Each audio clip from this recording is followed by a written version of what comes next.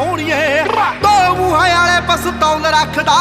ਮੇਰੀ ਗੁੰਡਾ ਟੱਚ ਆਏ ਅਪੀਲ ਸੋਹਣੀਏ ਆਓ ਝਾਕਣੀ ਦੇ ਨਾਲ ਬਰਬਾਦ ਕਰੇਨੀ ਜੱਟ ਨੂੰ ਸ਼ਿਕਾਰੀ ਤੋਂ ਤੂੰ ਸਾਧ ਕਰੇਨੀ ਤੂੰ ਦਿਲ ਵਿੱਚ ਪੈਦਾ ਐਸਾ ਸਾਜ ਕਰਦੀ ਹਾਉ ਕਰਦਾ ਮੰਡੀਰੀ ਉੱਤੇ ਰਾਜ ਗੱਭਰੂ ਤੂੰ ਗੱਭਰੂ ਦੇ ਦਿਲ ਉੱਤੇ ਰਾਜ ਕਰਦੀ ਕਰਦਾ ਮੰਡੀਰੀ ਉੱਤੇ ਰਾਜ ਗੱਭਰੂ ਤੂੰ ਗੱਭਰੂ ਦੇ ਦਿਲ ਉੱਤੇ ਰਾਜ ਕਰਦੀ